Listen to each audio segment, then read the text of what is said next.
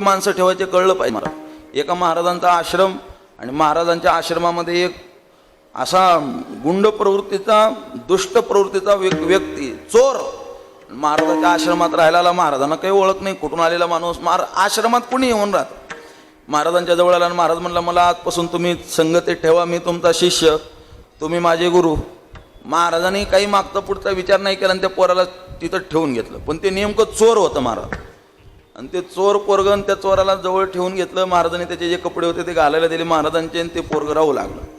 मग गावातला सप्ताह आला. गावातल्या सप्त्याला महाराजांना दुसरीकडे तारीख होती. महाराज दुसरीकडे सांगितले पोरा तिथे जा म्हणले, तू गावातल्या सप्त्यात कीर्तनाला. मग गावातल्या सप्त्यामध्ये ते पोरं कीर्तनाला आलं आणि कीर्तनाला त्याची संगती, त्याची सवय काय, चोरी करण्याची, काही ना काही चोरी करायची. मग त्यानं कीर्तनाहून जात असताना तसं गेलंच नाही महाराज. ते कीर्तनाहून जात असताना चांगली चप्पल बघितली अशी रस्त्यात ठेवलेली, दरवाज्यात ठेवलेली अशी चांगली चप्पल बघितली. ती चप्पल घातली ते गेलं निघून आश्रमात. आश्रमात राहिलं. आश्रमात गेले महाराज आले दुसऱ्या दिवशी महाराजाला गावातल्या सप्त्यात कीर्तन. महाराजाला जायचं, तिकडं भजन सुरू झालेलं. महाराजांनी फेटा बांधला आणि कीर्तनाला जायचं. पण महाराजांचा काही चप्पलच सापडेना. महाराजांचा चप्पल सापडे. त्या पोराला ए शिष्य अरे चप्पल सापडत नाही, माझं आता काय घालू. त्या पोरानं जे काल सप्त्यातून चप्पल सोडून आणला होता तेच चप्पल महाराजाला घालायला दिला. ते म्हणले महाराज हा चप्पल घाला तुम्ही. मग ते महाराजांनी काही विचार नाही. महाराजाला काय माहिती आहे चोरीचा चप्पल आहे का कोणता चप्पल आहे. महाराजांनी तोच चप्पल घातला आणि महाराजांनी चप्पल घातला आणि महाराज गेले कीर्तनाला. आणि ज्या घरी त्या गावातल्या मंदिराच्या बाजूला महाराजांना थांबायचो तो चप्पल जो होता त्याच घर मालकाचा चप्पल होता महाराज. आणि तो चप्पल त्याच व्यक्तीचा निघाला आणि ते महाराज गाडीहून उतरले आणि त्याच्या घरी येतात. त्या माणसाच्या डोळ्यासमोर त्याची चप्पल. ते मला कालच 1000 रुपयाची चप्पल घेतली होती, नेमकी 2 दिवसात चोरीला गेली. त्याचा जीव तुळतुळ करत होता. पण असा चोर जर भेटला तर त्या चोराला असा हाताखालूनच काढील म्हणला. आता सहसा भेटत नाही. पण काय गफलत झाली आणि तो महाराजांच्या पायात चप्पल बघितला आणि महाराजाला पाय धुवायला पाणी तांब्यात घेऊन आलेला माणूस. पण त्या तांब्यातलं पाणी बाजूला टाकलं आणि पहिला तांब्यात महाराजाच्या डोक्यातच घातला महाराज त्या माणसाने. तुम्ही नाव म्हणजे तुम्ही महाराजाला का मारता. मग कशाचा महाराज आले म्हणले, काल माझा चप्पल आणला होता म्हणजे 2 दिवसापूर्वी आणि हा जो चप्पल आहे तो माझाच चप्पल आहे म्हणले, महाराजांनाच माझी चप्पल चोरली म्हणले. आणि असा हाता खालून काढला महाराज त्या माणसाने. कोण महाराजच हाता काढून काढला. कशामुळे झालं हे. कुणालाही जवळ ठेवून घेतलं आणि कुणाची संगती केली की फजिती होणार म्हणजे होणार महाराज. आमका जगाची संगती काही करण्याच्या योग्यतेची नाही. संगती करायची सोबत करायची तर एकतर संतांची करा अथवा देवाच्या तरी जवळ जा. वा या जगामध्ये देवाला सोडून जगासोबत शरणागती पत्करण्याची काही कारण मीमांसत नाही. मग एक शरण जायचं तर संतांना किंवा देवाला. एक देव सोडून या जगात शरणागतीला पात्र कुणी नाही म्हणून देवाला शरण जायचं. बरं. आणि शास्त्राचा जर विचार केला तर शास्त्रकार सांगतात आपल्या समोर जी व्यक्ती आहेत त्या समोरच्या लोकांनी नेमका आदर्श काय घेतलाय याकडे थोडंसं पाहिलं पाहिजे. यद्यदाचरती श्रेष्ठ तत्तदेवे तरोजना सयत प्रमाणं कुर्ते लोकस्तदनु वर्तते. समोर चालणारी जे माणसं आहेत ते हजारो लोक जे भक्ती करतात, सप्ताह करतात, दानधर्म करतात, हे सगळं करतात, देवाला शरण जातात. त्या अर्थी कदाचित भगवान परमात्मा खरंच शरणागतीला योग्य आहे. देवाला शरण गेलं पाहिजे. जरा शास्त्राचा विचार करा कोण कोण देवाला शरण जाते. काय शास्त्र मीमांसा गोड आहे हो. वा यम ब्रह्मा वरुणेंद्र रुद्र मरुतस्तुन्वन्ति दिव्यैस्तवैर वेदै सांग पदक्रमोपनिषदैर गायन्ति यम सामगाः ध्यानावस्थित तद्गतेन मनसा पश्यन्ति यम योगिनो यस्यांतन्न विदुसुरासुरगणा देवाय तस्मै नमः. कोण कोण देवाची उपासना करतात, कोण त्याचं गायन करतं, कोण त्याची पूजा करतात, कोण त्याला स्तोत्र गातात हे शास्त्रामध्ये गोड चिंतन आले. वा म्हणून भगवान परमात्मा. आता हा जो श्लोक आहे ना संस्कृत, या संस्कृत श्लोकाला हिंदीमध्ये रूपांतरित केलं. उत्तर भागामध्ये वृंदावनला एक थोर साधू होऊन गेले ज्यांचं नाव आहे रसखान. फार खरं तर ते इस्लाम धर्माचे साधू होते पण श्रीकृष्ण परमात्म्याशी एकविध भक्ती. त्यांनी या श्लोकाचा जणू अनुवादच केलाय महाराज हिंदीमध्ये. वा शेष महेश दिनेश सुरेश गणेश निरंतर जाहू गावे जाही अनादि अनंत अखंड अछेद अभेद सुभेद बतावे. नारद से सुख व्यास रचे रटे पुनि पारन पावे ताही अहिर की छोहरिया छचियावर छाछपे नाच नचावे. वा ते महाराज सांगतात अगदी हिंदीमध्ये अनुवाद. आणि याच श्लोकाचा मराठीमध्ये अनुवाद केला माझ्या निळोबरायाने. इंद्रचंद्र महेंद्र या तेची पूजिती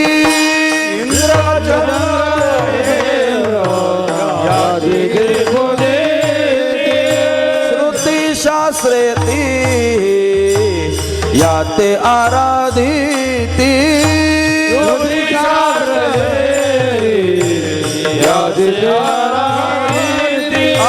महासिद्ध मुनी यानी आराधिती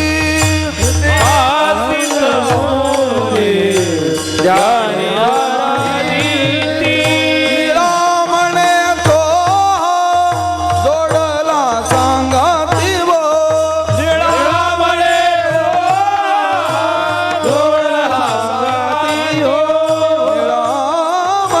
तो जोडला सांगाती वो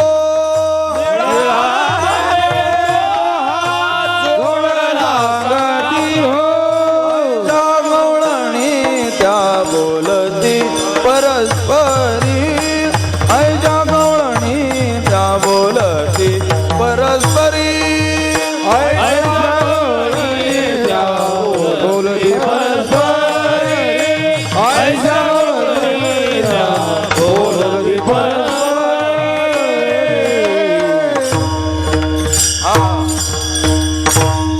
आमचे निळोबराय बोलतात इंद्रचंद्र महेंद्र या तेची पूजिती श्रुती शास्त्रे तीही या तेची स्तविती महासिद्ध मुनी ध्यानी आराधिती निळा म्हणे तो हा जोडला सांगात यो या परमात्म्याच्या प्राप्तीकरता कितीतरी प्रयत्न आहेत महाराज याची शरणागती करण्याकरता याला प्राप्त करून घेण्याकरता अनंत जन्माच्या पुण्याच्या राशीच्या राशी संतांनी उभ्या केला निळोबाराय बोलतात जन्म जन्मांतरी बहु केले सायास याची ये भेटी लागी व्रते उपवास सेविली गंगेची तटाके उदास त्याची या सुकृताचे नेणो आले घोष जन्म जन्मांतरी बहु केली सूचना हेची केली सूचना निळोबराय बोलतात की या परमात्म्याच्या शरणागती करता कितीतरी प्रयत्न आहेत महाराज म्हणून एक कारण की भगवान परमात्म्याला शरण का जायचं तर त्याला सोडून दुसरा शरण्य जगात कोणीच नाही या लागी शरणागतासी शरण्य मीच एको या जगात शरण जायला दुसरा व्यक्ती कोणी नाही म्हणून देवाला शरण जायचं एक आणि या जगातील सगळ्यात मोठा आराध्य जर कोण असेल तर तो परमात्मा आहे जगातली मोठी मोठी लोक त्या परमात्म्याला शरण जातात मग आपण का नाही जायचं महाराज वा कसं असतं कधी कधी न्याय असतो काय झालं नदीला महापूर आला महापूर पलीकडच्या काठावरती हत्ती उंट आणि इकडच्या काठावरती शेळी इकडच्या काठावरती शेळी उभे आणि पलीकडच्या काठावरती उंट आहे महापूर आला खूपच पाणी आलं नदीला मग आता जायचं कसं उंटाने विचार केला पाणी असून असून किती असणार आहे जाऊच म्हणले आपण पण उंटाने विचार केला त्या कल्पनेच्या बाहेर पाणी निघालं जवळजवळ त्याच्या मदारीहून पाणी खाली पडत होतं उंटाच्या पाठीहून पाणी खाली पडत होतं पाणी खूपच पण आता उंटाची उंची जास्त म्हणून उंट कसा बसा अलीकडच्या काठाला आला मग इकडच्या काठाला कोण होतं शेळी आता शेळीने सगळं आपल्या दोन्ही डोळ्यांनी बघितलेलं आहे मग शेळीने जरा गप्प बसाव का नाही पण गप्प बसेल ती शेळी कशी महाराज बहुतांशी शेळी गप्प बसतच नाही महाराज चार पायाची म्हणायचे मला शेळी गप्प बसत नाही आणि मग शेळी गप्प बसलीच नाही तर शेळीनं उंटाला विचारलं उंट दादा पाणी किती आहे रे उंटाने सांगितलं की मी काही मोजण्याचं परिमाण घेऊन गेलो नव्हतो पण मी अंदाज सांगू शकतो किती पाणी आहे की एवढं पाणी आहे की माझ्या पाठीहून पाणी खाली पडत होतं एवढं पाणी आहे मग आता तर शेळीने गप्प बसायला पाहिजे तरी शेळी गप्प बसली नाही मला शेळीने विचारलं उंट दादा मग माझं शेपूट भिजल का रे काय म्हणते शेळी जिथं उंटाच्या पाठीहून पाणी पडतंय अशा कित्येक शेळ्या त्याने वाहून नेल्यात महाराज त्या पाण्याने मला हे सांगायचंय की उंटाच्या पाठीहून पाणी पडतंय त्यावरती शेळी भिजणार नाही कशावरून आणि वाहून जाणार नाही कशावरून तसं मोठी लोक देवाला शरण जातात तर मग आपण का नाही जायचं दोन कारण सांगितले म्हणून देवाला शरण गेलं पाहिजे बरं आम्ही ज्या देवाला शरण जाणार त्या देवाचं वैशिष्ट्य काय त्या देवाची खासियत काय त्या देवाचं काही चरित्र आहे का जेणेकरून आम्हाला त्या देवाला शरण जाण्याला प्रवृत्ती निर्माण होईल वा अशा पुराणातील काही घटना आहेत महाराज ज्या ऐकल्यानंतर आपल्या अंतःकरणामध्ये भगवत शरणागती विषयी तीव्र मुमुक्षुता जागी होते अशा कित्येक घटना आहेत त्यापैकी काही 2-3 घटना सांगून मी अभंगावरती येतो वा द्वापार युगामध्ये भगवान श्रीकृष्ण परमात्म्याला एका माऊलीने दूध पाजलं. कोणी पाजलं दूध? बोला बोला की जरा. कोणी पाजलं? तुमचं काय म्हणणं आहे? कोणी दूध पाजलं कृष्ण परमात्म्याला? इकडे माहिती नाही का? बोलत नाहीत का महाराजाला? बोला की जरा. कोणी? नाही 100% चूक उत्तर आहे. कोणी पाजलं मग दूध? तर दूध पाजलं ते देवाला त्याच्या माईने पाजलं. कोणी? यशोदा मातेने. पुतनेने दूध पाजलं, पण ते दूध पाजण्याच्या भावनेनं आली नव्हती. मग काय पाजायला ती? वा. आता सांगा, दूध कुणी पाजलं देवाला? वा. ज्या यशोदा मातेने दूध पाजलं तिलाही देवाने सायुज्य मोक्षच दिला. वा. आणि आता माझा प्रश्न आहे, द्वापार युगामध्ये कृष्ण परमात्मा बाल्यावस्थेत असताना एका बाईने कृष्णाला विष पाजलं. कुणी पाजलं विष? आता हे उत्तर बरोबर आहे. कुणी पाजलं? पुतनेने. ज्या माऊलीने श्रीकृष्ण परमात्म्याला दूध पाजलं तिलाही देवाने सायुज्य मोक्षच दिला. आणि ज्या बाईने श्रीकृष्ण परमात्म्याला विष पाजलं तिलाही देवाने मोक्षच दिला. ज्ञानोबराय बोलतात, देवाची गती पाहनो तो सनकादिकाचे निमाने, सायुज्य सौर सुधी धला पुतने, जी विषाचे निस्तनपाने मारू आली. ज्ञानोबराय बोलतात, जी विषाने स्तन भरून आली होती देवाला मारण्याकरता, तिलाही देवाने मोक्षच दिला. काय देवाच्या स्वभावाचे वैशिष्ट्य हो. फक्त देवाचं म्हणणं आहे, तुम्ही काहीही करा ते माझ्यासोबत, जे करायचं ते माझ्यासोबत. तुम्हाला दूध पाजायचं ना तर ते मलाच पाजा, आणि तुम्हाला विष पाजायचं ना मला पाजा. देवाला ज्याने दूध पाजलं त्यालाही मोक्षच, आणि ज्याने देवाला विष पाजलं त्यालाही मोक्षच. एक. वा. आणखी एक तुम्हाला युक्तिवाद सांगतो. महाभारतीय प्रसंगामध्ये महाभारतात एक प्रसंग आलेला आहे की पांडवांनी राजसूय यज्ञ करायचा ठरवला, आणि त्याकरता पांडवांनी सभा घेतली, आणि त्या सभेचा विषय होता की या राजसूय यज्ञाच्या अग्रपूजेचा मान कोणाला द्यायचा.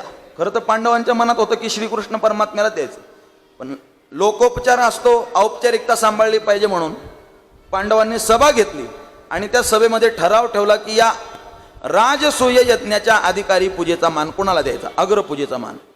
आणि मग त्या सभेमध्ये 99.9% मतं श्रीकृष्ण परमात्म्याच्या बाजूनं पडली, आणि जवळजवळ बहुमताने तो ठराव मंजूर झाला, श्रीकृष्ण परमात्म्याला अग्रपूजेचा मान द्यायचा.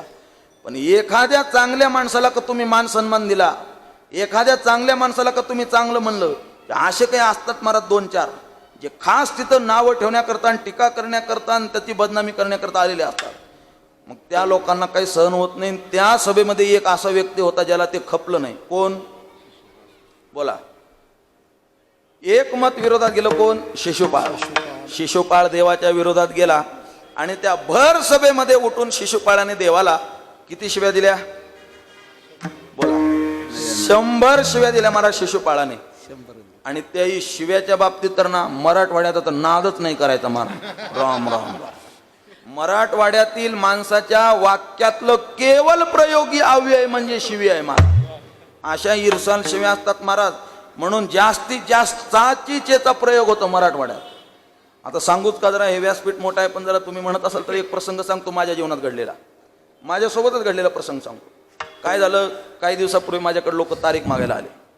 मग तारीख मागायला आल्यानंतर रामनवमीचा पिरियड होता. मी म्हणलं नाही हो, तारीख काही शिल्लक नाही. मग त्यात काही 10-15 माणसं होते, आणि मग त्यांना तारीख नाही म्हटल्याबरोबर एक म्हातारं माग असं खांबाला टिकून बसलं होतं, आणि ते म्हातारं म्हणलं हातीच्या बायला नेऊन नाही का तारीख. बोलून गेलं ना महाराज. म्हणून नाही तारीख. ठीक आहे. मग ते गेले लोक. पुढच्या वर्षी पुन्हा तारीख मागायला आले, आणि पुढच्या वर्षी तारीख मागायला आलो. पुन्हा तारीख मागितली, उशीर झाला होता, तारखा सगळे गेल्या होत्या. मी त्यांना नाही हो, या वर्षी तारीख नाही. पुन्हा ते म्हातारं मागं बसून हातीच्या बायला नेऊन नाही का तारीख. पुन्हा दुसऱ्या वर्षी शिवी. तिसऱ्या वर्षी आले. म्हणलं ह्या लोकांनी 2 वर्ष आपल्याला शिवी दिली, आता यांच्यासाठी 1 तारीख का होईना पण शिल्लक ठेवायची. 1 तारीख शिल्लक ठेवली. तिसऱ्या वर्षी ते ज्यावेळी तारीख मागायला त्यांना सांगितलं 1 दिवस आहे बुवा, ह्या तारीख घ्या. मग ते आता त्यांना तारीख दिली. मग आता मला काय म्हणायचं, तारीख नाही दिली म्हणून शिवी दिली तर ठीक आहे, आता तारीख दिल्यावर धन्यवाद, जय हरी, रामकृष्ण हरी म्हणून जायला पाहिजे का नाही. पण तारीख दिल्यावरही ते म्हातारा माग बसलं होतं, आणि ते माग बसून म्हणलं हातीच्या बायला म्हणून भेटली का तारीख. शाबा. तारीख नाही दिली तरी शिवीत, तारीख दिली तरी शिवीत. अशा शिव्या देणार तुम्हाला काय सांगायचं मला. असो. आता ते आमच्या मराठवाड्यात फडावरच्या गावात असं असतं की दगड ठेवून पाळी घालायची असते, पण इथं नाही तसं. इथं सगळे जाणते माणसं आहेत महाराज. आणि मग त्या शिशुपाळाने भगवान श्रीकृष्ण परमात्म्याला शिव्या दिल्या. पण माझ्या परमात्म्याचा स्वभाव बघा, ज्याने देवाला शिवी दिली त्यालाही देवाने मोक्ष दिला, आणि ज्याने देवाकरता ओव्या गायल्या त्यांना ओव्या गाणाऱ्यालाही भगवान परमात्म्याने मोक्ष दिला. ओवी जरी गायली तरी परमात्मा मोक्षच देतो, आणि देवाला शिवी दिली तरी भगवान परमात्मा मोक्षच देतो. ज्ञानोबाराय बोलतात, हागा राजसूय यागाची या सभासदी, पाहता त्रिभुवनाची मांदी, कैसा शतदा दुर्वाक्य शब्दी निस्तेजिलासी. ज्ञानोबाराय बोलतात, ऐसिया अपराधिया शिशुपाळा, आपण पेठावो देसी गोपाळा, काय उत्तान चरणाची या बाळा, ध्रुवपदी चाड. परमात्मा बोलतात असा अपराधी शिशुपाळ, पण त्या शिशुपाळाला सुद्धा भगवान परमात्मे मोक्ष दिला. आता देवाकरता ओव्या काही कमी आहेत का? काय देवाकरता ओव्या गेले महाराज. माझ्या ज्ञानोबारायांनी देवाचं हे विश्व वर्णन करत असताना, देवाचं विस्तार सांगत असताना ज्ञानोबाराय बोलतात, का बीजची जाहले तरू, भांगारची अलंकारू, तैसामध्ये एकाचा विस्तारू, ते हे जग. ज्ञानोबाराय बोलतात, तैसे दूधाची मुराले तरी तेची दही. काय आता पूर्वर्ध आठवायचं नाही ओवीचा. ज्ञानोबाराय बोलतात, माझे या विस्तारलेपणाची नावे. वा, आठवलं बरं काय, आठवले प्रसन्न.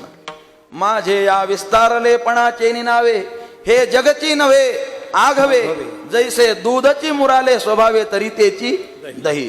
काय देवाचं वर्णन केलं. देव असा, देव तसा म्हणून शास्त्रामध्ये, पुराणामध्ये, वेदामध्ये, संत वाङ्मयामध्ये देवाचं असं गोड गोड ओव्या गाऊन वर्णन केलं.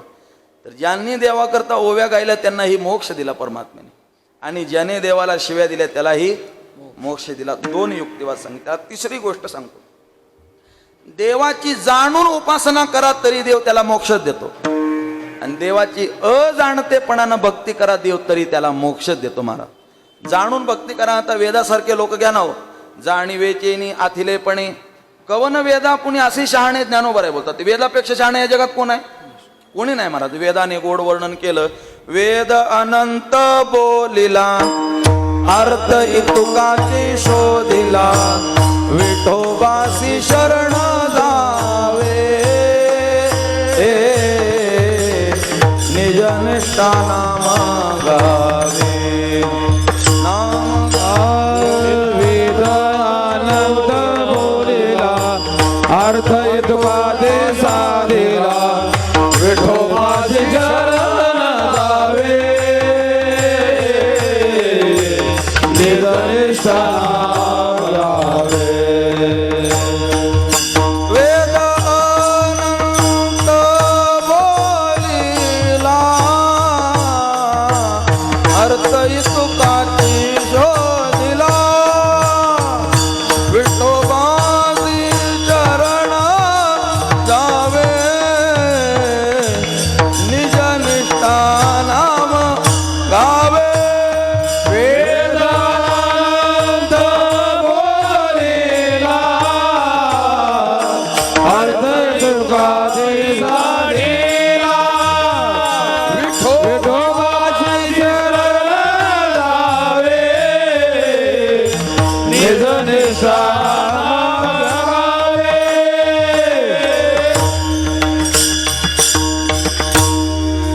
तुकोबाराय बोलतात, जाणून परमात्म्याचं खरं तर देव जाणता येत नाही म्हणा, परंतु अभ्यास केल्यानंतर, ग्रंथ सोडवल्यानंतर कदाचित नजर तरी प्राप्त होते.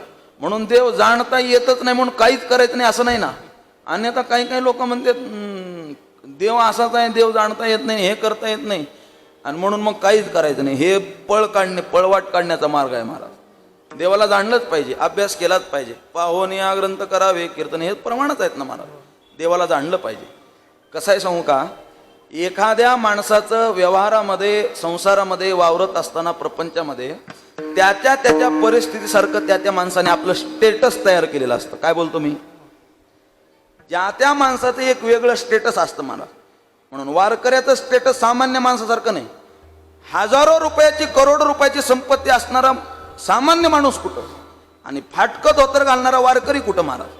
व्यवहारामध्ये, व्यावहारिक संपत्तीवरती वारकऱ्याला मोजायचं नाही, त्यावरती जायचं नाही. अन्यथा आमच्या वारकऱ्याचं राहणं साधं आहे महाराज. साधी राहणे पण विचारसरणी उच्च आहे महाराज. वा. आणि खरं सांगू का, ज्ञानोबराय तुकोबरायचे वारकरी संप्रदायावरती एवढे उपकार आहेत महाराज. तुम्ही जर उत्तर भागात गेले तर तिकडं जेवणाच्या फीस आहेत महाराज लोकांच्या. ते मग त्यांच्या स्टेटसनुसार फीस आहे 10,000 रुपये. त्याच्या पुढच्या पात्र असेल तर 20,000, 50,000, लाख, 2 लाख.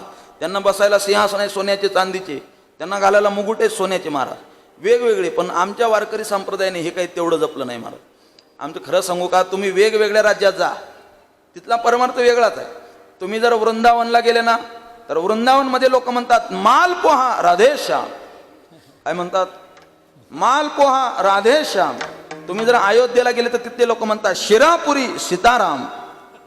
काय म्हणतात? शिरापुरी सीताराम, मालपोहा राधेश्याम, शिरापुरी सीताराम. पण आमच्या महाराष्ट्रात आलं की पिठलं भाकरी तुकाराम. आमच्या वारकऱ्यात.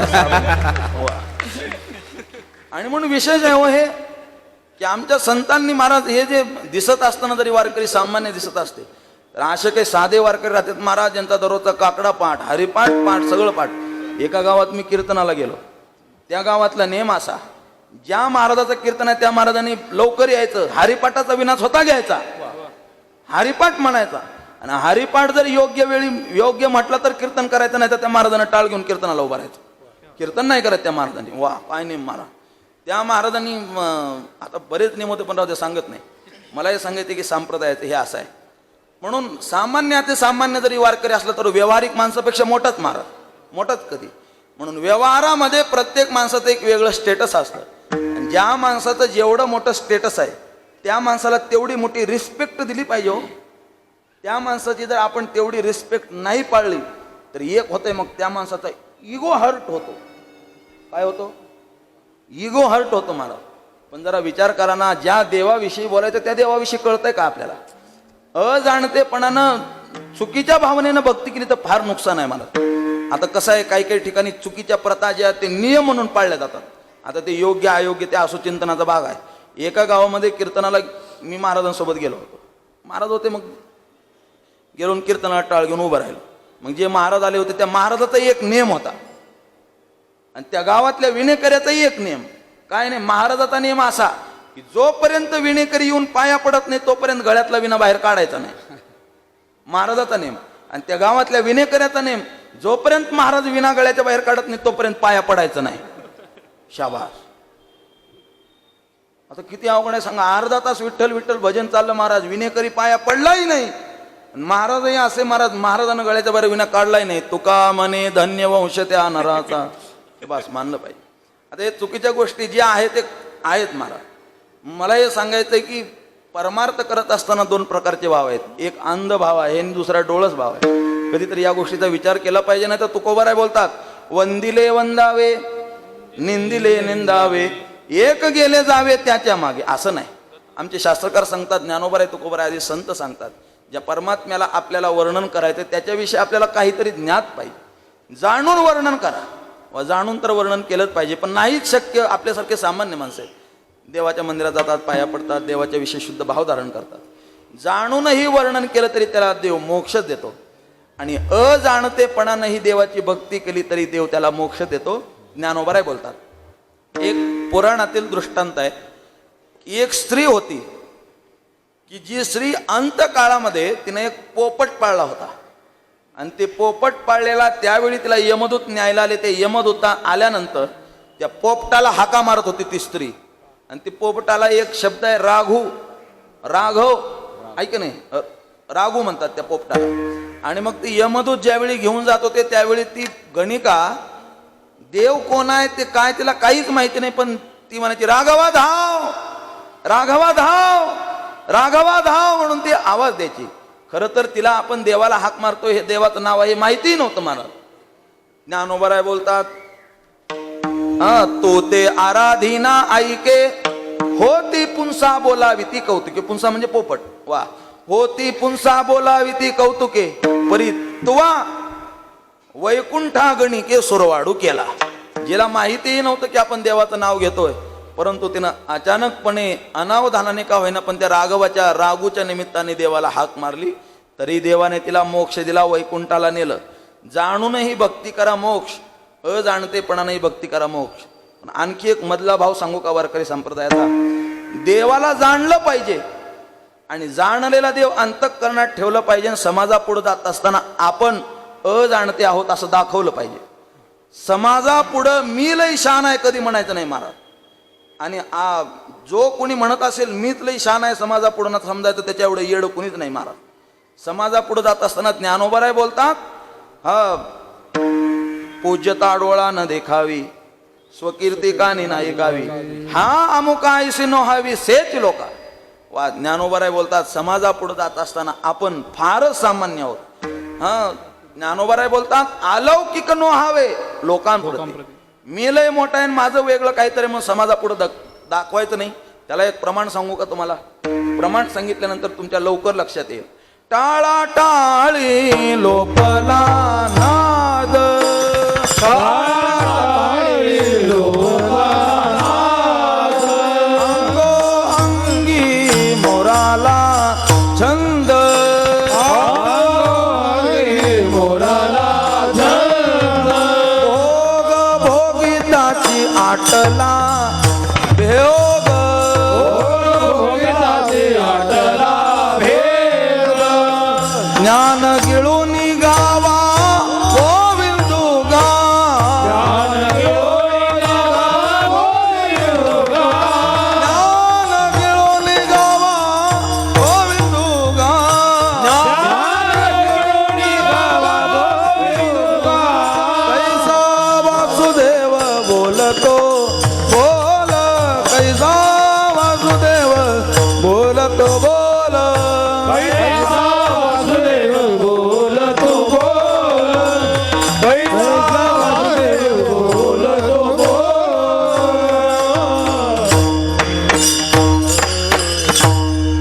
वा ज्ञानोबाराय बोलतात ऐका की टाळा टाळी लोपला नाद, अंगो अंगी मुराला छंद, भोग भोगिताची आटला भोग किंवा भेद, ज्ञान गिळूनी गावा गोविंदुगा. आपलं ज्ञान गिळून घ्यायचं. समाजापुढे जात असताना अजाणतेपणाचा भाव ठेवायचा. आमच्या संतांनी तर देवासमोर हीच भावना व्यक्त केली. जानोनी नेनते वा वा. करी माझ मन, जानोनी नेनते करे माझे मन, जानोनी नेनते करी माझ मन, जानोनी नेनते करे माझे मन, तुझी प्रेम गुणा देवनिया देवनिया, तुझे प्रेम घोर देवनिया देवनिया, तुझी प्रेम गुणा देवनिया देवनिया, तुझे प्रेम घोर देवनिया देवनिया. मग मी व्यवहारी असे न वर्तत, मग मी व्यवहारी असे न वर्तत, मगनी व्यवहारे आसे नवर्तत, मगनी व्यवहारे आसे नवर्तत. जानोनी नेनात करी माझ मन, तुझी प्रेम गुण देवनिया, तुझी प्रेम गुण देवनिया. जानोनी नेनात करी माझे मन, तुझे गुण देवनिया, तुझे गुण देवनिया. वा काय गोड प्रमाण दिलं महाराज. जाणोनी नेण ते करी माझे मन, तुझी प्रेम कोण देवनिया. आणि देवाला खरं तर हेच आवडतं महाराज. तुका म्हणे ऐसी आवडती लढीवाळे, जाणीवेचे काळे तोंड देवा. वा म्हणून भगवान परमात्म्याला विशेष आवडतं. म्हणून मला हे सांगायचं, मी 2-3 गोष्टी सांगितल्या की जिने दूध पाजलं तिलाही मोक्ष, जिने विष पाजलं तिलाही मोक्ष, ज्याने ओवी गायली त्यालाही मोक्ष. ज्याने शिवी दिली त्यालाही मोक्ष. जाणून देवाची भक्ती केली तरी त्याला मोक्ष, आणि अजाणतेपणानं जरी भक्ती केली तरी त्याला मोक्ष. आता एक शेवटचं युक्तिवाद सांगतो. देवासोबत तुम्ही प्रेमाचा व्यवहार करा तरी त्याला मोक्षच मिळणार, आणि देवासोबत तुम्ही भांडणाचा व्यवहार करा तरी त्याला मोक्षच भेटणार. जगद्गुरु तुकोबाराय बोलतात, करू आवडीने वाद तुमच्या सुखाचा संवाद. वा, जगामध्ये देवासोबत भांडणं करणारे बरेच लोक आहेत. आणि मग आता रावणाने काय केलं? भांडणच केलं. कंसाने काय केलं? भांडणच केलं. कुंभकर्णाने काय? या लोकांनी भांडणच केले महाराज. पण ज्याने भांडण केलं त्यांनाही मोक्ष दिला महाराज. स्मरता जानकी रामरूप झाले कपी, तुकोबाराय बोलतात. वानरालाही मोक्ष दिला महाराज देवाने, आणि जे राक्षस होते राक्षसांना सुद्धा मोक्ष. सगळ्याला मोक्ष. देवाचा स्वभाव आहे. देवासोबत तुम्ही प्रेमाचा व्यवहार करावं तरी देव तुम्हाला मोक्ष देणार. आणि देवासोबत खरीच तुमच्यात खुमखुमी असेल तुमच्यात दमना, तर देवासोबत भांडण करा. काय आमच्या संतांनी देवासोबत भांडण केलं, एवढं भांडण सांगतोच महाराज. पहिलं भांडण केलं देवासोबत नामदेवरायाने. तर द्वापार युगात गोपिकांनी केलं, नामदेवरायांनी केला तर ते जास्त वेळ नाही म्हणून नामदेवरायाचं भांडण सांगतो. नामदेवराय देवासमोर उभं राहून देवाला बोलतात, देवा आम्ही तुझ्या दारात आलतो ते तुझं काहीतरी ऐकून. तुझं नाव आहे पतित पावन, आणि तुझं नाव ऐकून मी तुझ्या दारात आलो, पण तुझं नावासारखं काही वागणं नाही म्हणून चाललो देवा. पतित पावन नाम ऐकून आलो मी द्वारा, नव्हे पतित पावन म्हणून जातो मागारा. देशी तेव्हा गेसी ऐसा अससी उदार, काय रोधू देवा तुझे कृपणाचे द्वार.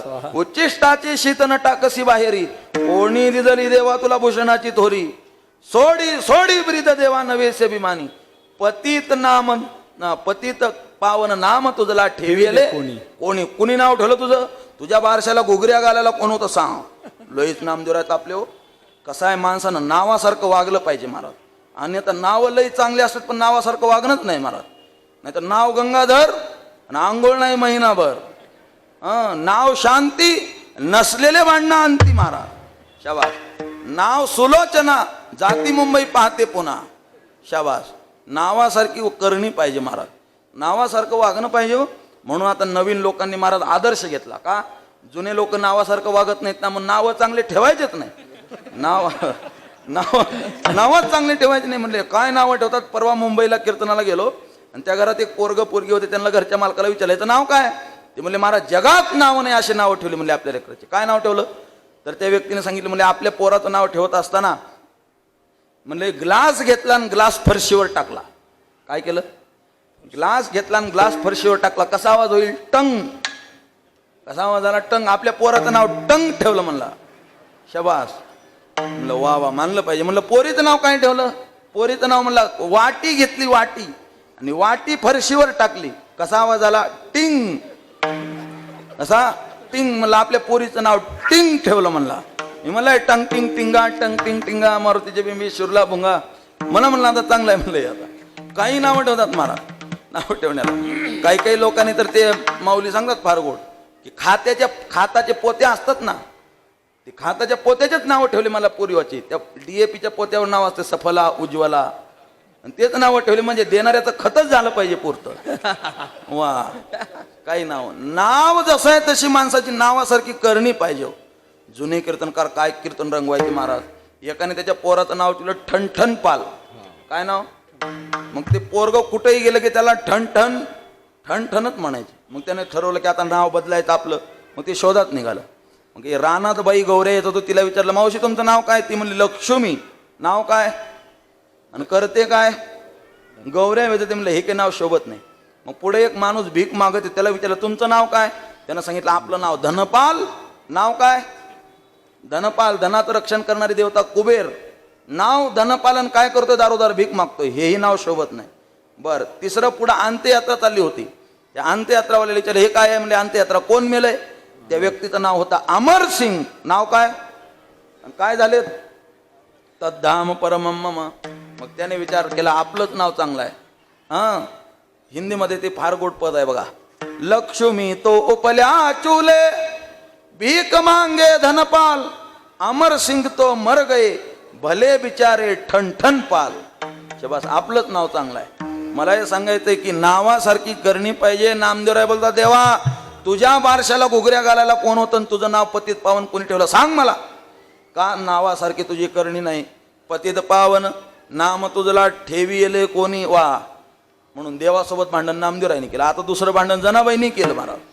जनाबाई तर असं पदर कमरेला खवलेला पुतळा आवळून बांधलेला आणि देवासोबत भांडण करताना जनाबाई बोलतात, अरे अरे विट्या मूळ मायेच्या कारट्या तुझी रणरणकी झाली जन्म सावित्री चुडाल्याने तुझे गेले मडे तुला पाहून काळ रडेन उभी राहोनी अंगणी शिव्या देते दाशी जनी वा.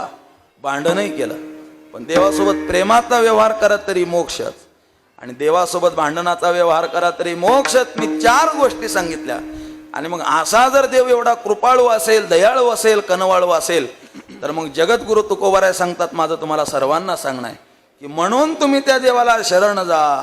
मनवोनी शरण जावे मनवोनी शरण जावे मनवोनी शरण जावे मनवोनी शरण जावे मनवोनी शरण जावे मनवोनी शरण जावे मनवोनी शरण जावे मनवोनी शरण जावे सर्व भावे देवासी सर्व भावे देवासी तोहा उतरील पार तोहा उतरील पार सर्व भावे देवासी सर्व भावे देवासी तोहा उतरील पार तोहा उतरील पार मनवोनी शरण जावे सर्व भावे देवासी सर्व भावे देवासी सर्व भावे देवासी मनवोनी शरण जावे सर्व भावे देवासी सर्व भावे देवासी सर्व भावे देवासी. जगद्गुरु तुकोबाराय आपल्या अभंगाच्या पहिल्या चरणातून व्यक्त होतात. म्हणून म्हणवनी शरण जावे सर्व भावे देवासी कारण तो हा उतरील पार भवदुस्तर नदीचा. आता ते कशा प्रकारे थोडंसं शरण जायचं याचा विचार करू. एकदा सर्वांनी मोठ्या प्रेमाने भजन करा. विठो पार हरी जय विठोबा पार भूमाई जय विठोबा पार भूमाई पार भूमाई विठोबा पार भूमाई पार भूमाई पार भूमाई पार भूमाई पार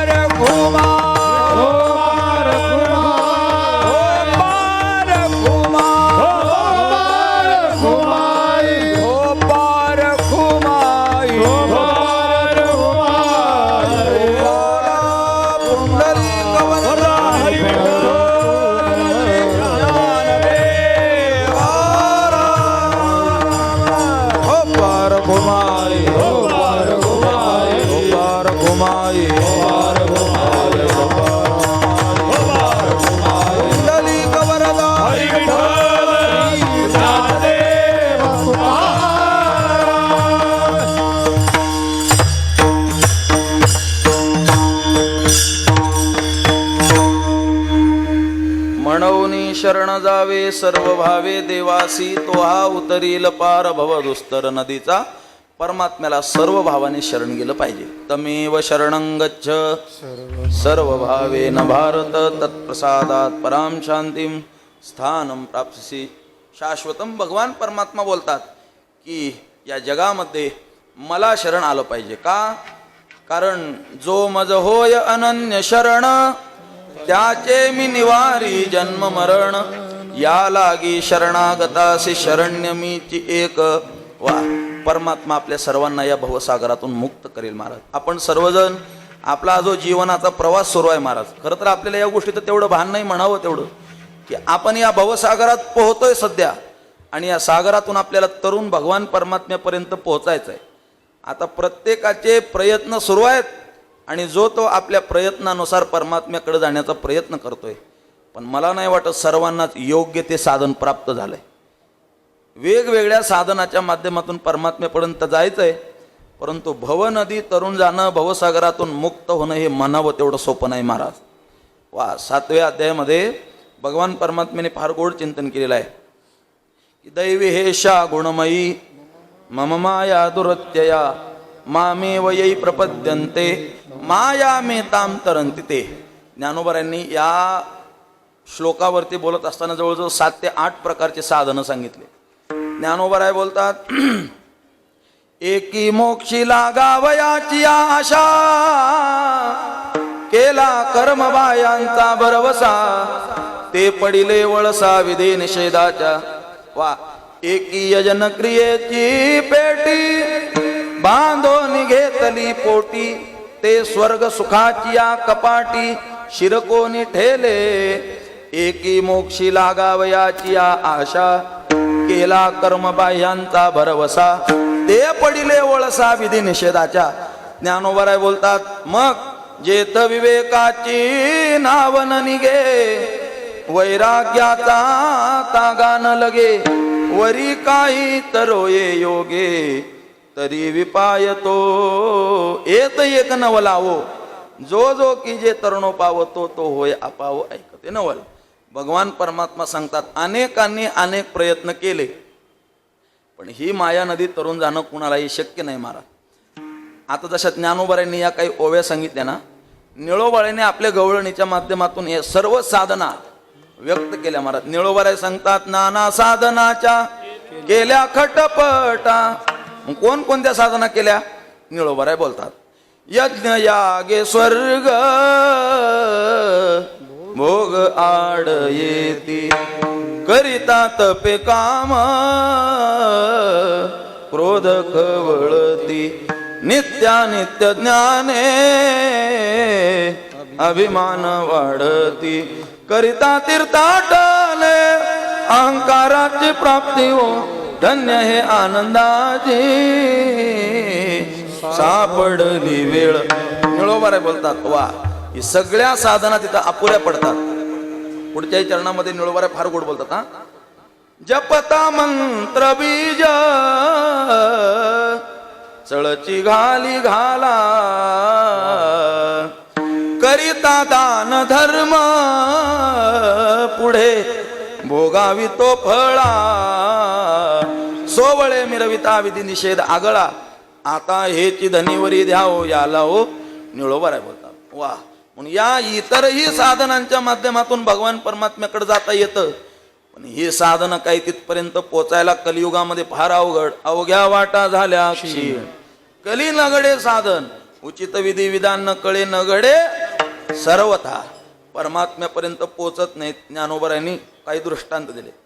ज्ञानोबारांनी एका ओवीत 3 दृष्टांत घालून ज्ञानोबाराय सांगतात किती अवघड आहे ही माया नदी तरुण जाणं. अपत्य शिळा व्याधी कळे साधू सिदुर्जनाची बुद्धी की रागी सांडी रिद्धी आली संती.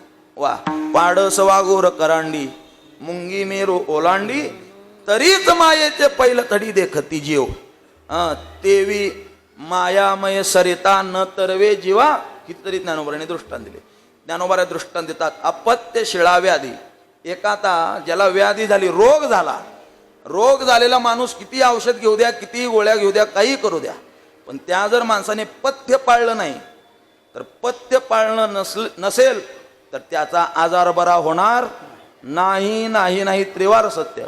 ज्ञानोबाराय सांगतात, अपथ्य करणाऱ्या माणसाला आजार जसा बरा होत नाही तसं स्वसामर्थ्यावरती जीव माया नदी तरून जाऊ शकतच नाही. सिद्धांत वा. ज्ञानोबाराय बोलतात, कळे साधूसी दुर्जनाची बुद्धी. सज्जन बुद्धीच्या अंतःकरणाच्या व्यक्तीला दुर्जन माणसाचं कपट कसं काय कळेल महाराज? ज्या मारुतीरायांना आपण बुद्धिमताम वरिष्ठ म्हणतो त्या मारुतीराया तर काळनेमी कळालता का हो? बोला. नाही महाराज. सज्जन वृत्तीच्या माणसाला दुर्जनाचं कपट कळत नाही महाराज. सज्जन किती हुशार असू द्या पण त्याला दुर्जनाचं कपट कळत नाही. ज्ञानोबाराय बोलतात, जसं दुर्जन व्यक्तीचं कपट सज्जन व्यक्तीला कळत नाही तसं स्वसामर्थ्यावरती जीव माया नदी तरून जाऊ शकत नाही. सिद्धांत वा. किंवा रागी सांडी रिद्धी आली संती एखादा धनाचा कृपण माणूस, धनाचा लोभी माणूस, अगदी चिक्कू मक्खीचूस चिकट, कितीतरी शब्द आहेत महाराज. चिक्कू मक्खीचूस. मक्खीचूस कुणाला म्हणतात? माशी जर तुपात पडली तर माशी चोकून टाकून देतो, त्याला मक्खीचूस म्हणतात. एवढा धनाचा लोभी माणूस, आणि त्याला जर एखादा हांडा सापडला तर घ्या बाबा तुमच्या सप्त्याला मदत म्हणून देईल का? ती नाही देत महाराज. ज्ञानोबाराय बोलतात, जसा लोभी मनुष्य धनाचा त्याग करू शकत नाही तसा स्वसामर्थ्यावरती जीव माया नदी तरून जाऊ शकत नाही. वा. रागी सांडी रिद्धी आली संती. आता दृष्टांत, पाडस वागुर करांडी वा, किंवा मुंगी मेरू ओलांडी तरीच मायेचे पहिलं तडी. एखाद्या वाघाच्या तावडीत हरणाचं पाडस सापडावं आणि ते हरणाला ते वाघ म्हणेल का त्या पाडसाला, जा बाबा माझा एकादशीचा उपासा दिलं तुला सोडून? असं होईल का? नाही महाराज. पाडस वागूर करांडी. वाघाच्या तावडीमध्ये सापडलेलं पाडस जसा वाघ सोडू शकत नाही तसं स्वसामर्थ्यावरती जीव माया नदी तरून जाऊ शकत नाही. किंवा मुंगी मेरू पर्वत ओलांडून जाऊ शकत नाही तसं स्वसामर्थ्यावरती जीव माया नदी तरून जाऊ शकत नाही. एवढे दृष्टांत सांगितले, सिद्धांत सांगितले. आता एक ओवी सांगतो, ऐका. भजन करा. विठाला विठाला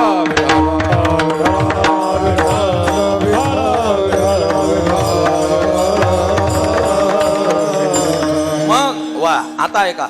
मग हे माया नदी कोण तरून जाऊ शकतील? परमात्म्याने सांगितलं, माझ्याशिवाय पर्याय नाही त्याला.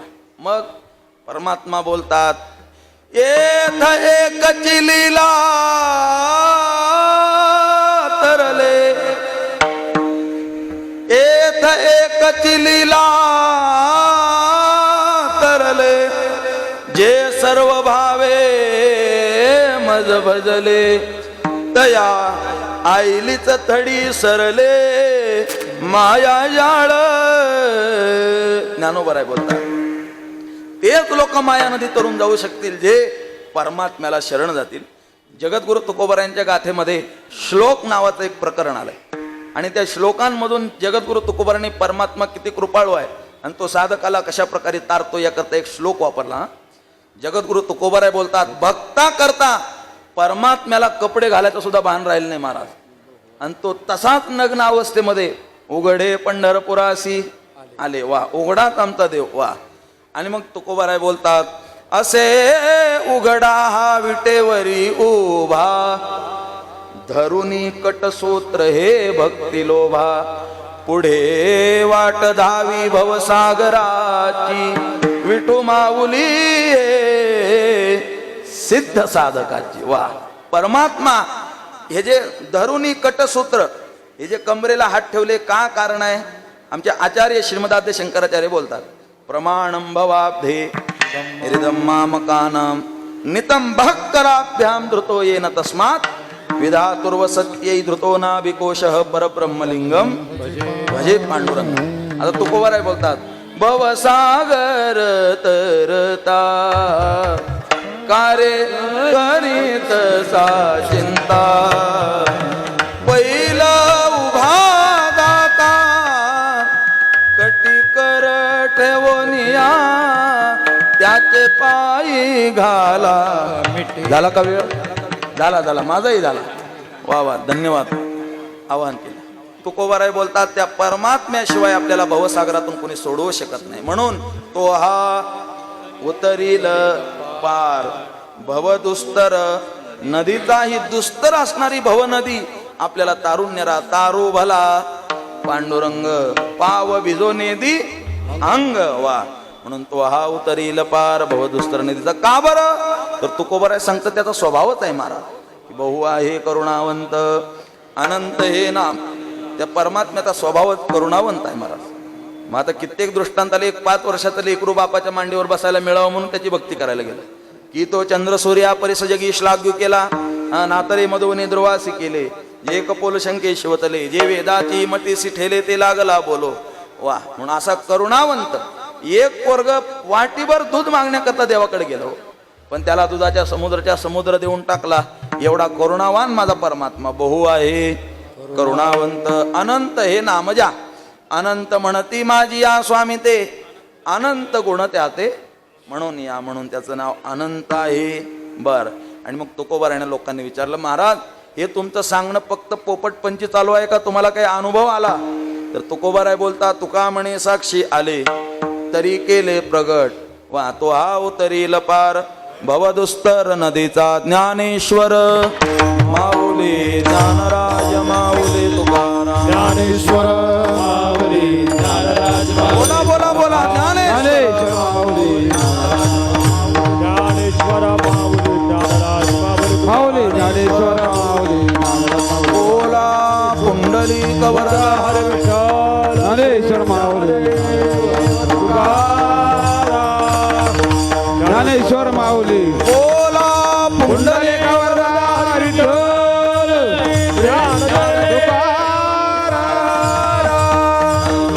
ज्ञानेश्वर माऊली.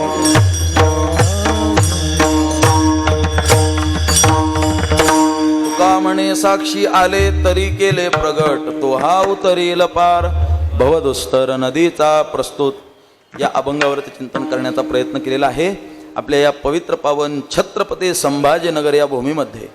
आणि जागृत हनुमान मंदिर देवस्थान या देवस्थानच्या वतीने जवळजवळ 29 वर्षांपासून अविरत अखंड ज्ञानोबाराय तुकोबारायांच्या भक्तीचा महाजागर घालता आपण.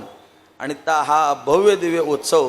आणि या उत्सवातील आजची ही अचानक अशी सेवा या सर्व मंडळींनी. आदरणीय आमचे संतोष महाराज ना, आदरणीय महाराजांचा फोन आला मला. तर पहिला फोन तर खरा कृष्ण महाराज चौरे यांचा आला होता. मग महाराजांनी, आणि कसं आहे कृष्ण महाराज हे फडकरी मालक आहेत आणि मग परंपरेची सेवा आहे, मित्रप्रेमाने महाराजांचा शब्द टाळला नाही. आणि मग मी खरं तर 4 दिवसापूर्वी आमच्या भूषण महाराजांचं स्टेटस पाहिलं होतं आणि म्हणलं अशी सुवर्ण संधी पुन्हा पुन्हा यायची नाही. अचानक का होईना पण आलेला आहे, तर ऐसा लाभ बांधा गाठी. आणि म्हणून या ठिकाणी आलो. आपला हा उत्सव फारच गोड आहे महाराज. आणि हा जो उत्सव करणारी जी माणसं आहेत ना, ही माणसं खरीच अगदी परमार्थिक साधना आचारसंहिता पालन करून शकतात. कारण आम्ही थोडेफार फडाचे संबंध आणि फडाचे नियम पाळतो. हा जो अंगरका घालतो त्यामुळं बऱ्याच ठिकाणी कीर्तनाला अडचणी येतात. कारण मग आजकाल लोकांना सवय लागल्या कोणाची कीर्तनं अशा प्रकारे तशा प्रकारे. परंतु महाराजांनी सांगितलं, म्हटले ती लोक सगळी शहरातला सप्ताह आहे, पण शहरातला सप्ताह पंढरपूर सारख्या क्षेत्रावरती जी आचारसंहिता पाळून सप्ताह होतो त्याची आचारसंहिता या क्षेत्रामध्ये पाळली जाते. वा. आणि म्हणून आपल्या सर्वांना द्यावेत तेवढे धन्यवाद कमी आहेत. आजची सेवा प्रातस्मरणीय परमपूजनीय परमवंदनीय वैराग्य मूर्ती तुकाराम बाबा. खरं तर संप्रदायाच्या दृष्टीनं वैराग्य काय असतं ह्या तुकाराम बाबांच्या रूपानं सर्व समाज पाहतो. मारा काय तो वैराग्य. आणि त्यातल्या त्यात आम्ही राऊत बाबांकडे चातुर्मासाला असताना आम्ही राऊत बाबांचं आणि तुकाराम बाबांचं प्रेम पाहिलं मारा. वा. एकमेकांची जेव्हा जेव्हा भेटो ते साष्टांग दंडवतच असतो मारा. मग संप्रदायातील मंडळी खरी आदर्श आहेत. आणि खरं तर आज ही वैराग्य मूर्ती बाबांची सेवा होती. आता तुमची भूक दुधावरची, तहान ताकावरची पाण्यावरती, म्हणून आज जशी जमेल तशी वेडी वाकडी सेवा केली. कारण आम्ही जे आहेत ना, आम्ही पार ही मराठवाड्याचं मुख्य केंद्र आहे आणि आम्ही पार ग्रामीण भागात अगदी खेड्यातल्या आती खेड्यात राहणारी माणसं आहे. आम्हाला तो लोकोपचार काय असतो, औपचारिकता काय असते, संबंध काय असते तेवढी माहिती नाही. जशी जमेल तशी वेडी वाकडी सेवा केलेली आहे. करविली तैसी केली कटकट, वाकुडे कानेट देवजाणे, पायाच्या प्रसादे काही बोलिलो विनोदे, मद क्षमा करणे संती, नव्हे अंगभूत युक्ती, नव्हे हा उपदेश.